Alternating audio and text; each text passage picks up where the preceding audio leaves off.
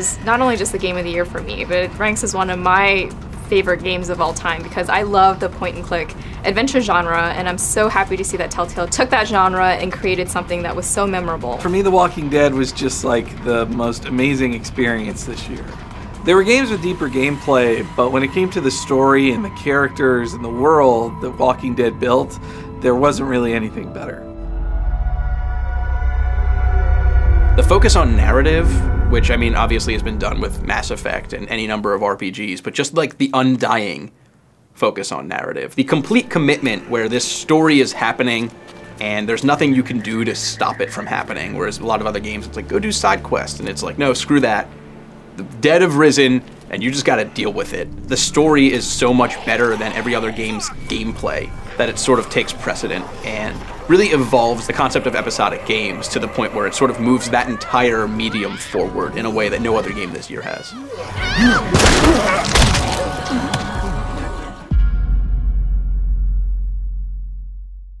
I think that choice in story is huge, and it makes you connect with the character even more than you might otherwise. You are given these options where, oh no, is that person gonna make it even if I don't help them? But the way the game is set up, it's like your decisions will carry with you for the rest of the game. So when you're determining whether who lives or dies, that's a big, big choice. My leg is stuck! In the end, it's almost like the closest game there is to a real-life simulator. Every decision I made would forever affect the way that the rest of the story unfolded. So that, I think, was a very, very important part. Goddamn right. And I hate to use this expression, but it does what art should do in that it reflects back onto you, your life, and you know, it gets you thinking about the choices that you make in your own life. So it's not just the choices in that game that matter. It has you thinking about the nature of decisions. In episode 2, there's this moment where you have to choose to kill someone or to not kill them. And you have to make the decision very quickly. And I was really, you know, in the moment, I was like, yeah, screw this guy, kill.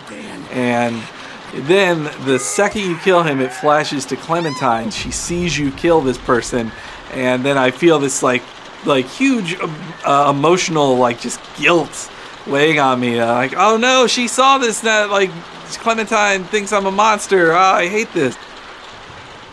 It gets away from this concept that there are good decisions and bad decisions. It kind of distills it down to there are decisions, you are in a situation in which you need to make decisions, and you have to live with those decisions afterward. Typically in video games, you know, the decision is, do I save the universe or do I not save the universe? And that's not a particularly interesting question. Of course you save the universe, unless you're a real asshole and don't save the universe. It's just kind of this, usually it's like, it's a very binary thing, you know, good or bad.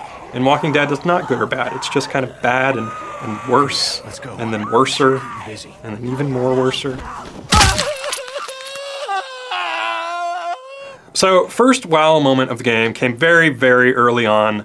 There's a point where Clem is coming down from her treehouse and her babysitter is a zombie, and basically get this hammer and bludgeon her babysitter to death, like right in front of her. And it's not just, you know, like hitting the babysitter once, it's just like really pounding, just wailing on this babysitter.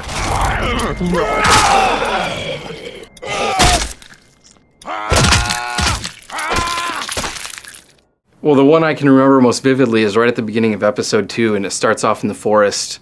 And you find a group of other survivors that are also in the forest, and one of them gets caught in like a bear trap, and you have to chop his leg off with an axe. I knew that I had to chop his leg off, but then the cursor showed up over his leg, and then I realized, oh my god, I have to actually click every single swing to chop this leg off.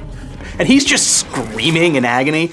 And it's like any other game you'd think would be like, all right, hit the button, it cuts away, you cut the guy's leg off. And in this game, it's like, no, you've made this choice. You just have to keep hacking at it. And just the utter brutality of it just stuck with me. It just in the fact that this game was going to make you do things that you don't want to do in order to survive.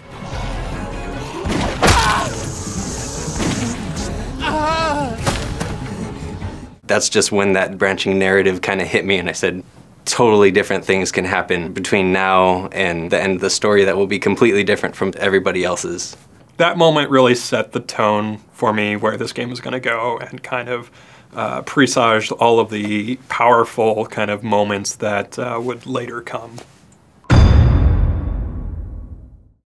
My favorite character was Lee, the main character. Honestly, I gotta go with Lee on this one. For me, my favorite character was Lee, just because I could direct him and I could make choices for him, and I kind of crafted his personality.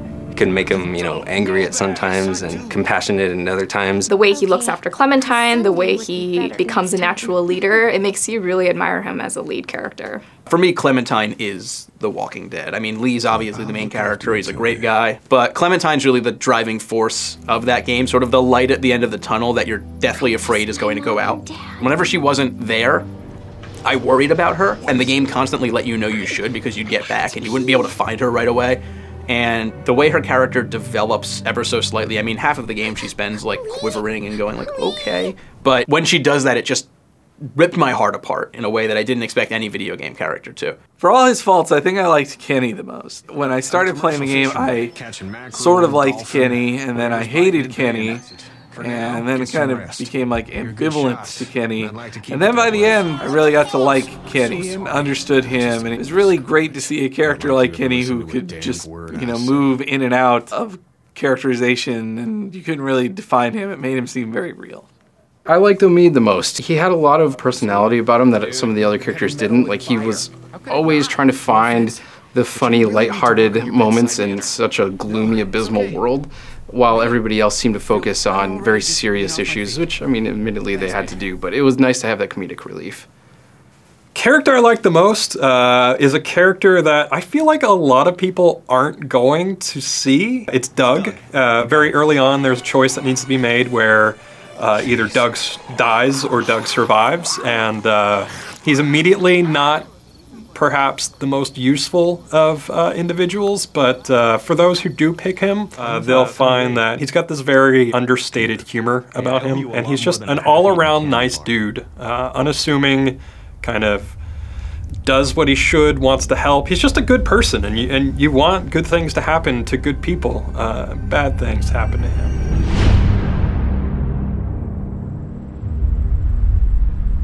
If and when the zombie apocalypse hits, I'm not really sure who I'd want. I think I'd probably take Coop with me. We both played enough zombie games by now. I hope to be able to form a pretty adequate zombie survival team. Yeah, I think Brian has the best fashion sense, and I think in that world you're gonna need like clothes that kind of can be tugged at by zombies that don't like hold you back, or maybe like loose-fitting like jackets you can just like let go of when they grab you. So I think Brian would have a lot of those that you could share with me. I think I'd take Frank, video editor Frank, just because I feel like he's probably deep down inside the most vicious person who works at GamesRadar. I want someone to take me as their Clementine and just shape me, prepare me for the world. If that's something the other editors would be into, I mean, let me know. I'll be that little girl for you. Definitely not Lucas. No. Knowing that Lorenzo spends a heck of a lot of time playing with shooters, I'm hoping his hand-eye coordination is really good in real life, and that I could actually give him a gun or an axe or some other blunt weapon to, you know, club zombies with. I'd probably take Brian because he's expressed interest in firearms. I could probably run faster than him, so, you know, I could get away while he's getting eaten. Tom, Sophia, Henry, Ryan, I don't know how they'd react if they had to just strangle the life out of a living person, but I feel like Frank's probably done that enough times, just either in reality or just closed his eyes and imagined doing it, that I feel like he'd be able to crack the neck of somebody to save my life, whereas I don't know if anyone else just has the raw inner anger or physical strength to do that.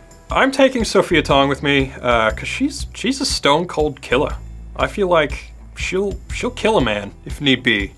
If food is on the line, total, she will stab, and that's handy.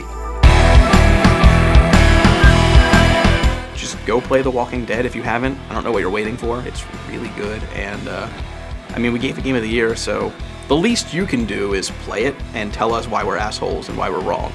Early on, I made the mistake of dismissing Walking Dead, of having no gameplay and just being all about just choices. But as I got into it more, I realized it's as true a game as any other game that came out this year. it was smart in taking the risk of not having boring gameplay that would have just taken away from it anyway. Like, it focused on its strengths and made those the best.